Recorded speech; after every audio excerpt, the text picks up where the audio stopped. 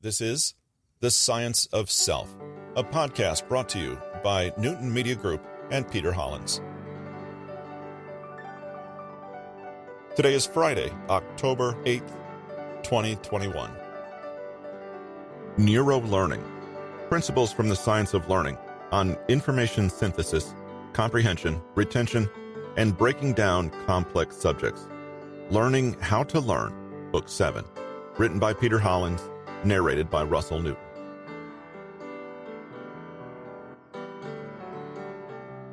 Spaced repetition.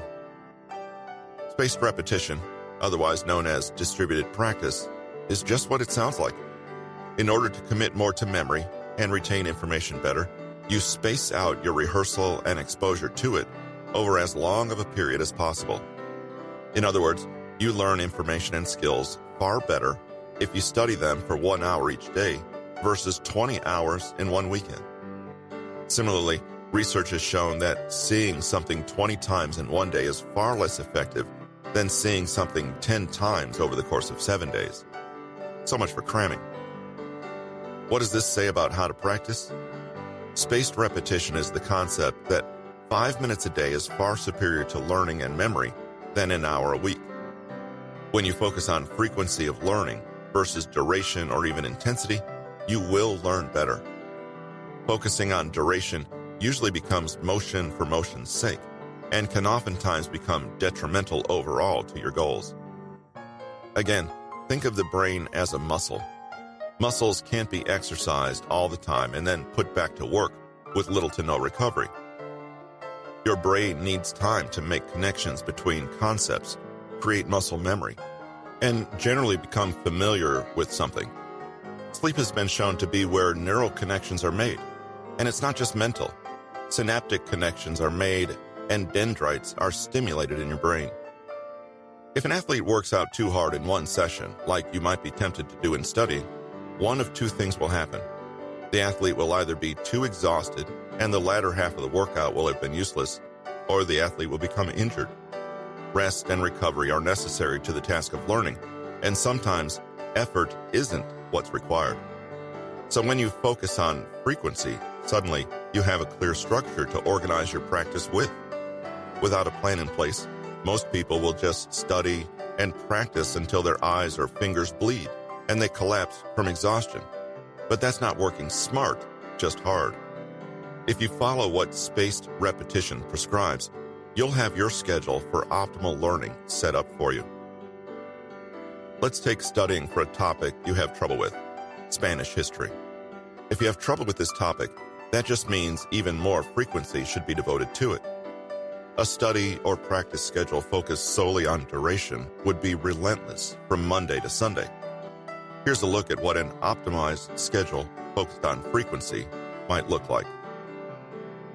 Monday at 10 a.m., learn initial facts about Spanish history. You accumulate 5 pages of notes. Monday at 8 p.m., review notes about Spanish history, but don't just review passively. Make sure to try to recall the information from your own memory. Recalling is a much better way to process information than simply rereading and reviewing.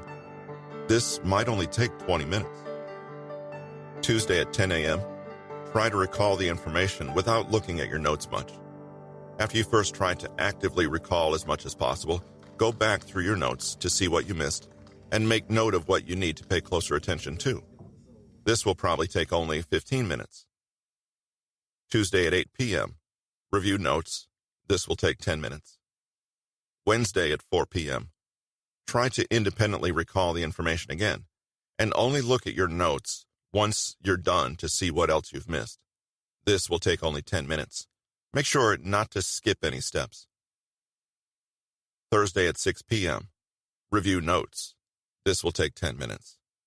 Friday at 10 a.m., active recall session. This will take 10 minutes. Looking at the schedule, note that you're only studying an additional 75 minutes throughout the week, but you've managed to go through the entire lesson a whopping 6 additional times. Not only that, you've likely committed most of it to memory because you're using active recall instead of passively reviewing your notes. Even if you take your time to be thorough and double the overall time to 150 minutes, it's still a fraction of what you would have previously spent to do far less.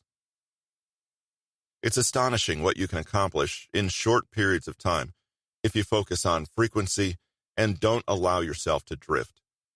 Scheduling relatively shorter time periods for material keeps you on your toes and prevents you from slipping into laziness if you were to schedule huge blocks of time for one task.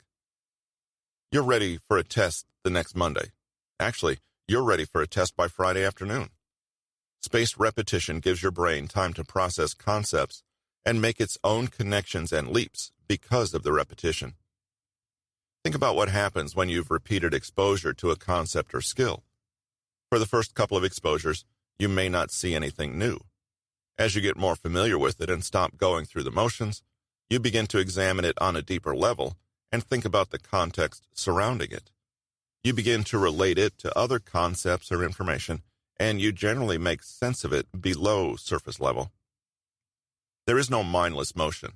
It must be active and engaged, which you can only do in short spurts. Flashcards are particularly useful for this, especially if you keep shuffling them and putting them into different orders. It also helps to pick a different starting spot in the material for each session, so you're mixing up the order and aren't just going over the same spots each time. The idea is to keep injecting freshness and different perspectives on the same material that you're seeing multiple times a day. All of this is designed to push information from your short-term memory into your long-term memory. That's why cramming or studying at the last minute isn't an effective means of learning. Very little tends to make it into long-term memory because of the lack of repetition and deeper analysis. At that point, it becomes rote memorization instead of the concept learning we discussed earlier, which is designed to fade far more quickly. Hopefully, from this point on, instead of measuring the number of hours you spend on something, try instead to measure the number of times you can revisit it. Make it your goal to increase the frequency of reviewing, not necessarily the duration. Ideally, you have both, but the literature on spaced repetition makes clear that breathing room is more important. Spaced repetition generally has two different uses. You can use it for initial learning, but you can also use it to prevent forgetting and to ensure things stick in your brain. The above example was focused on the initial learning phase, but a sample schedule to prevent forgetting and to simply keep things in mind will look a bit lighter. It will strategically touch upon information just enough to keep it in your mind, but not too much as to waste time or hit the point of diminishing returns, which is when you've already memorized it. For example, Monday, 12 p.m., Wednesday, 12 p.m., Saturday, 12 p.m. Our brains don't necessarily want to remember more than is necessary and will dump information at the first opportunity, so spaced repetition is far superior than one large block of time on one day. Imagine a path in a garden that gets worn with time. The path is a memory in your brain, and it takes a certain amount of repetitions to become deep enough to stand on its own. Even a few repetitions can make a huge difference as to how clear the path becomes and how long the path will last.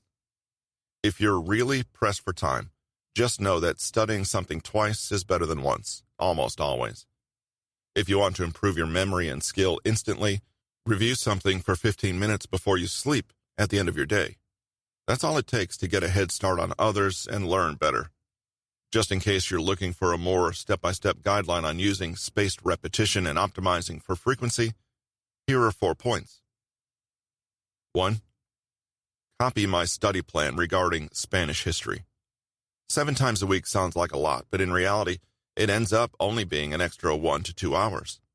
This helps you keep focused and capitalizes on the way your brain prefers to absorb information.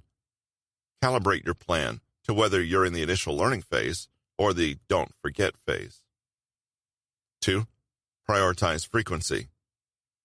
At least once a day, but ideally twice a day over the course of a week.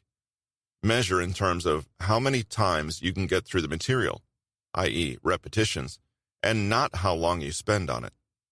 Again, calibrate this to whether you're in the learning phase or the don't forget phase. 3. Engage with the material each time, and don't just go through the motions.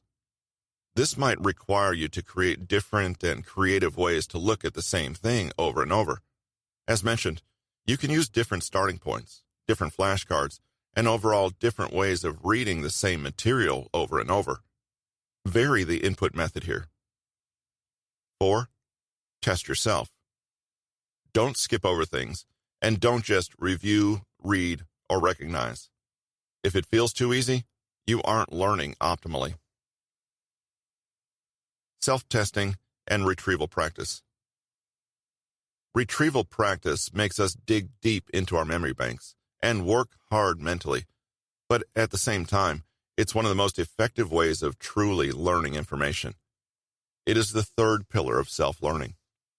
We typically consider learning as something we absorb, something that goes into our brains. The teacher or textbook spits facts, data, equations, and words out at us, and we just sit there and collect them.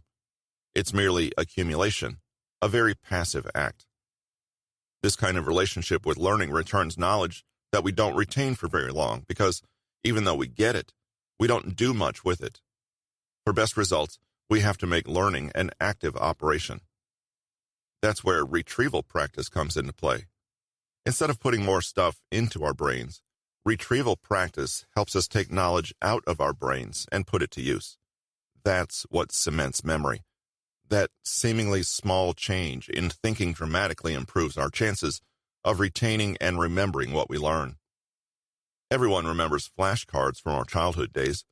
The fronts of the cards had math equations, words, science terms, or images, and the backs had the answer, the solution, definition, explanation, or whatever response the student was expected to give. The idea of flashcards sprouts from this concept. This approach is neither new nor very complicated. It's simply recalling information you've already learned, the back of the flashcard, when prompted by a certain image or depiction, the front. Retrieval practice is one of the best ways to increase your memory and fact retention. But even though its core is quite simple, actually using retrieval practice isn't quite as straightforward as just passively using flashcards or scanning over notes we've taken. Rather, retrieval practice is an active skill, truly struggling, thinking, and processing to finally get to the point of recalling that information without clues. Much of what we've discussed already in this book that accelerates learning. To get more detail, check out Peter Hollins' book Neurolearning on Amazon or Audible at bit.ly/neurolearninghollins. That link is in the show notes. Also, take a moment to go to Peter Hollins' homepage and request the free Human Nature Cheat Sheet, 7 surprising psychology studies that will change the way you think. And finally, don't forget to visit bit.ly/HollinsComment or send an email to hollinspodcast@newtonmg.com and let us know what you think about the podcast or any questions you might have that we can answer. Thanks again for joining us. We appreciate your time. Talk to you in a few days.